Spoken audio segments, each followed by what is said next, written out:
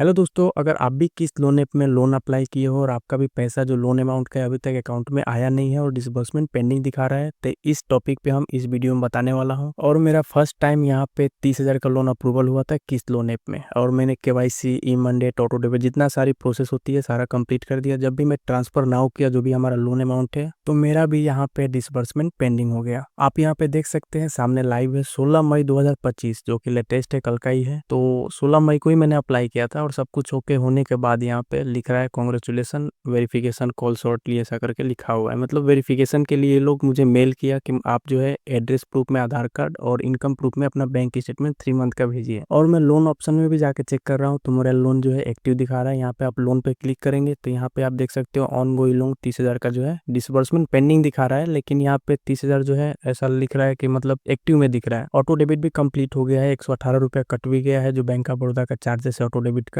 और यहाँ पे EMI सब दिखाने लगा, लास्ट में कितना EMI है, फर्स्ट EMI कब है, सब कुछ शो हो रहा है। बस पैसा नहीं आया है, डिसबर्समेंट पेंडिंग कर दिया है। अभी जो नए कस्टमर है जो फर्स्ट टाइम यहाँ पे अप्लाई कर रहे हैं, उनके मन में डर बहुत ज्यादा है कि हमारा लोन एक्टिव भी हो गया है, EMI भी दिखा रहा है कि फर्स्ट EMI 16 जून 2025 को आएगा, क्योंकि आपने 16 मई को अप्लाई किया तो 1 महीना बाद वो EMI आ जाता है। लास्ट में भी दिखा रहा है, EMI अमाउंट भी दिखा रहा है कि कितना EMI आएगा, तो इससे डर जाते हैं। और मुझे कमेंट भी बहुत सारे आते हैं कि सर फिर पैसा आया नहीं, 4-5 दिन का टाइम भी मांग रहा है और ये पैसा भी नहीं आएगा और EMI कटना शुरू हो जाएगा मेरे अकाउंट से, क्योंकि ऑटो डेबिट भी हमने कंप्लीट कर दिया है। तो दोस्तों ऐसा नहीं होता है, जब तक आपका पैसा डिसबर्समेंट नहीं होगा तब तक आपके अकाउंट से पैसा नहीं कटेगा। और रही बात ऑटो डेबिट के, तो ऑटोमेटिक कैंसिल हो जाता है। ऑटो डेबिट मारेंगे ही नहीं, और मारते भी वही लोग हैं, जब आपका पैसा भेजेंगे तभी ऑटो डेबिट करेंगे, नहीं तो कैंसिल हो जाता है। और मुझे यहाँ पे मेल आ चुका है कि आप जो है यहाँ पे 2 स्टेप और कंप्लीट कीजिए। यहाँ पे लिंक पे क्लिक करना है और आपका बैंक स्टेटमेंट और आधार कार्ड अपलोड करना है एड्रेस प्रूफ के लिए। अब मैं आपको बताता हूँ डिसबर्समेंट पेंडिंग क्यों हुआ।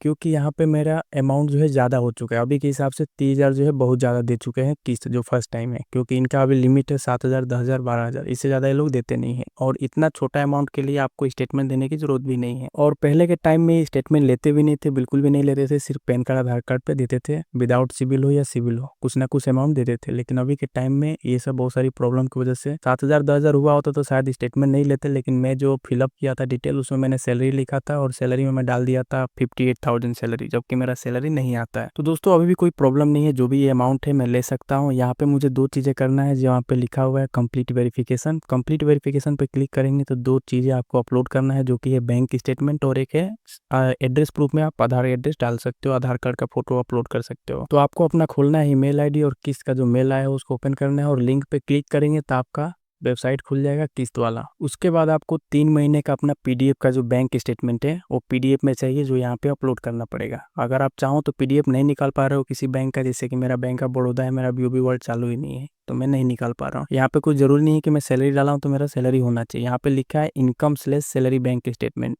अगर कुछ भी इनकम है, लेन देन होता है 3 मंथ का तो भी ठीक है, अगर नहीं है तो अगर 3 मंथ में सैलरी भी आता है तो भी ठीक है। मतलब बस आपको बैंक स्टेटमेंट डालना है, अच्छा खासा ट्रांजेक्शन होगा तो भी हो जाएगा, अगर सैलरी आता है तो और भी अच्छा है, तब भी तो हो जाएगा।